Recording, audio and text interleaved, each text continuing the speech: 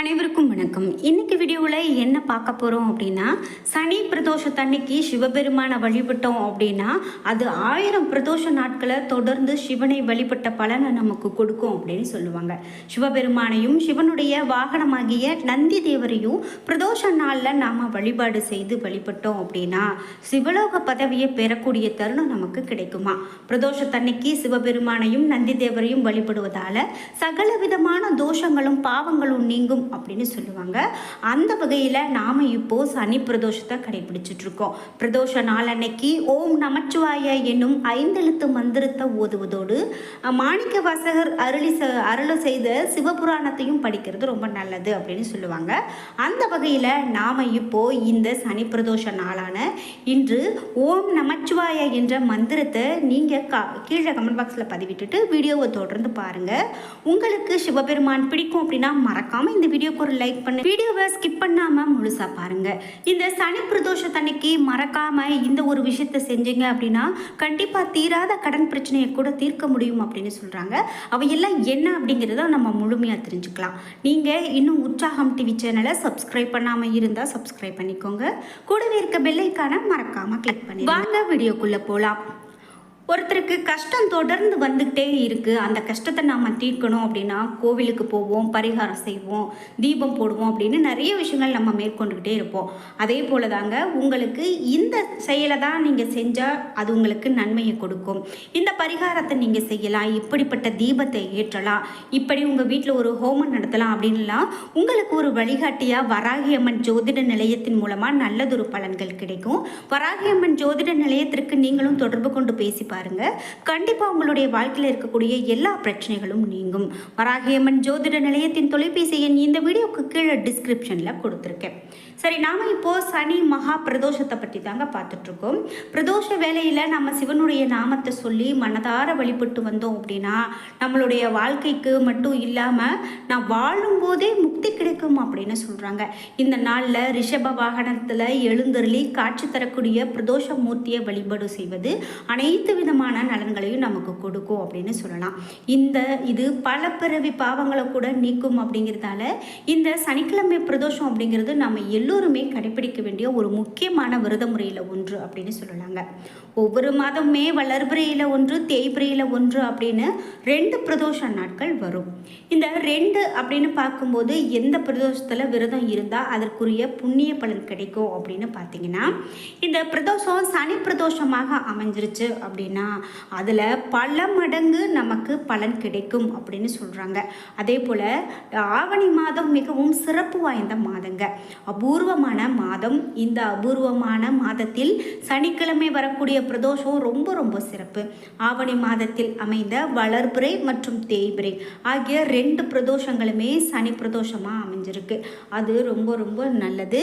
ஒரே மாதத்தில் தொடர்ந்து 2 சனி பிரதோஷங்கள் அமைவதும் மிகவும் அபூர்வமானது தான். சிவபெருமான் நம்மளுடைய தோஷங்கள் மற்றும் பாவங்கள் எல்லாம் நீக்குவதற்காக கொடிய ஆழகால விஷத்தை உண்டு உலக உயிர்களை காத்தருளினார் அப்படின்னு சொல்லுவாங்க. உலக உயிர்களை காத்தருளக்கூடிய காலமே பிரதோஷ காலம் அப்படின்னு சொல்லுவாங்க. அதாவது இந்த நேரத்தில் நடந்ததால அதிலும் குறிப்பிட்டு சனிக்கிழமை நாள் அப்படிங்கிறது ரொம்பவே முக்கியத்துவம் பெறுது. உலகம் உயிர்களை காப்பதற்காக சிவபெருமான் ஆழகால விஷத்தை உண்ட நிகழ்வு நடந்தது இந்த சனிக்கிழமை நாள். சனிக்கிழமை சனி பகவானுக்கு உரிய பூசம் நட்சத்திரத்தில் என புராணங்கள் வழியாக சொல்லப்படுது. அதனாலேயே மற்ற கிழமைகளில் வரக்கூடிய பிரதோஷத்தை விட இந்த சனிக்கிழமை மட்டும் பிரதோஷங்கிறது ரொம்ப தனி சிறப்போடு இருக்குது. இந்த காரணத்தால் தான் இதை சனி மகா பிரதோஷம் அப்படின்னு சிறப்பித்து நாம் குறிப்பிடுறோம்.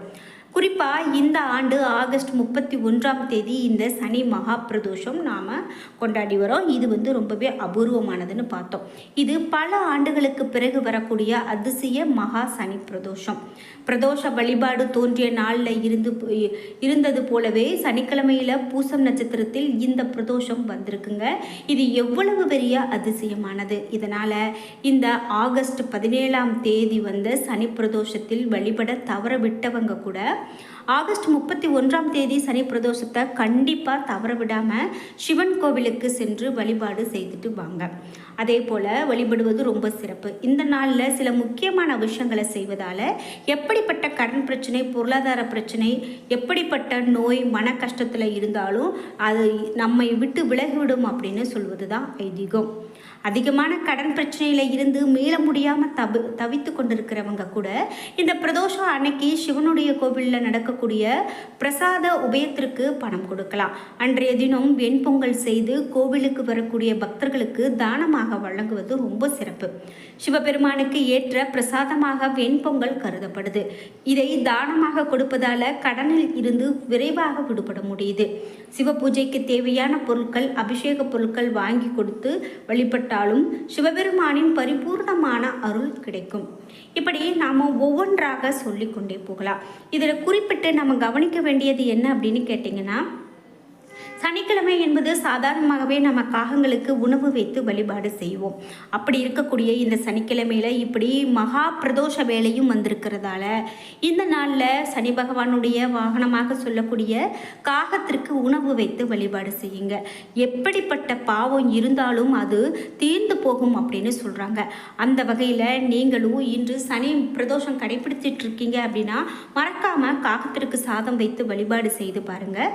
கண்டிப்பாக உங்களுக்கு இருக்கக்கூடிய கஷ்டங்கள்லாம் தீரக்கூடியதை உங்களாலேயே கண்கூடாக பார்க்க முடியும், உங்களாலேயே உணர முடியும் அப்படின்னு சொல்லலாம். நோய் தீர வழிபாடு அப்படின்னு பார்த்தீங்கன்னா அதில் முதன்மையானதாக இந்த பிரதோஷ வழிபாடு கூட சொல்லலாங்க.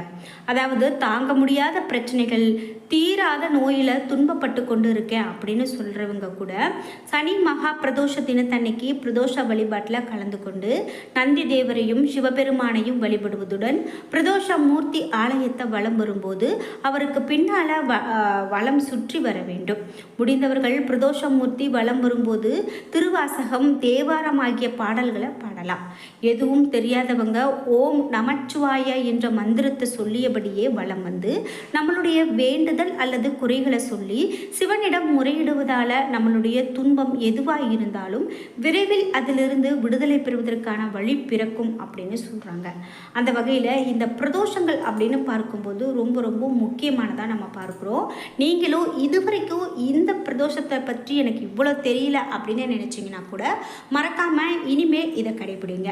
அதே போல் இந்த சனிக்கிழமை பிரதோஷத்தன்னைக்கு 5 பொருட்களை வாங்கி கொடுத்தா நினைத்தது நடக்கும் அப்படின்னு சொல்கிறாங்க. அதாவது ஜாதகத்தில் எந்த கிரகம் சரியில்லை என்றாலும் கூட, எந்த திசை நடந்தாலும் கூட, வாழ்க்கையில் என்ன கஷ்டமாக இருந்தாலும் கூட சரி, இந்த பிரதோஷத்தன்னைக்கு சிவனுடைய ஆலயத்திற்கு சென்று வழிபட்டாங்க அப்படின்னா அனைத்தும் நீங்கி விடுமா. சனிக்கிழமையில் வரக்கூடிய சனி பிரதோஷத்தன்னைக்கு விரதம் இருந்து சிவ தரிசனம் செய்தாங்க அப்படின்னா அனைத்து விதமான பாவங்களும் நீங்கிவிடும் என்பதுதான் ஐதீகம்.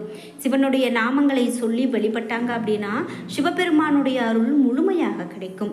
சிவனுக்கு உரிய அஷ்ட விரதங்களில் ஒன்றுதான் பிரதோஷ விரதம். ஒவ்வொரு மாதமும் வரக்கூடிய இந்த திரையோதசி திதியை சிவ வழிபாட்டிற்கு உரியதாக நாம் சொல்கிறோம்.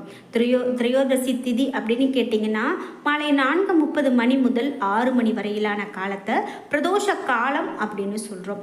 சிவபெருமானுடைய அருளை முழுமையாக பெற வேண்டும் அப்படின்னு நினைக்கிறவங்க பிரதோஷத்தை அன்னைக்கு நாம் விரதம் இருந்து வழிபட்டாலே போதுமானது. பிரதோஷ விரதம் ரொம்ப சிறப்பானது. குறிப்பிட்ட மாதங்கள், கிழமைகளில் வரும்போது தான் அது இன்னும் சிறப்பானதாக மாறுகிறது அப்படின்னு சொல்லுவாங்க. ஒரு சனி மகா பிரதோஷத்தன்னைக்கு விரதம் இருந்து வழிபாடு செஞ்சோம் அப்படின்னா குறைந்தது 5 ஆண்டுகள் சிவன் கோவிலுக்கு சென்று வழிபட்ட பலனை பெற முடியும் அப்படிங்கிறது தாங்க ஐதீகம். இந்த சனிக்கிழமை பிரதோஷத்தன்னைக்கு சிவபெருமானையும் சனீஸ்வரரையும் விரதம் இருந்து வழிபாடு செய்தோம் அப்படின்னா கிரக தோஷங்கள், சனியால் ஏற்படக்கூடிய பாதிப்புகள் எல்லாம் நீங்குங்க. அதே போல் இப்படிப்பட்ட இந்த பிரதோஷமானது ரொம்ப ரொம்ப முக்கியத்துவம் பெறுகிறது. மேலும் அபிஷேகத்திற்கு நாம் என்னென்ன பொருட்கள் வாங்கி கொடுக்கலாம் அப்படின்னு கேட்டிங்கன்னா இளநீர், பசும்பால், தயிர் இவையெல்லாம் வாங்கி கொடுத்து நந்திக்கு நடக்கக்கூடிய அபிஷேகத்திற்கு வாங்கி கொடுக்கலாம். அந்த அபிஷேகத்தை கண்குளிர பார்த்து வழிபாடு செய்வது இன்னமும் சிறப்பானது. இந்த பொருட்களால் நந்திக்கு அபிஷேகம் செய்யும்போது அவருடைய உடல் எப்படி குளிருமோ அதே போல் நம்மளுடைய வாழ்க்கையில் இருக்கக்கூடிய துயரங்கள் நீங்கி செழிப்படையும். அபிஷேகம் அலங்காரம் முடிந்த பிறகு சிவனுக்கு அணிவிக்க தாமரை பூ கூட வாங்கி கொடுக்கலாங்க. கேட்டது கேட்டபடி கிடைக்கும் இந்த பிரதோஷ விரதத்தால் சொல்லுவாங்க. தாமரை பூ சிவபெருமானுக்கு விருப்பமான மலர்களில் ஒன்று.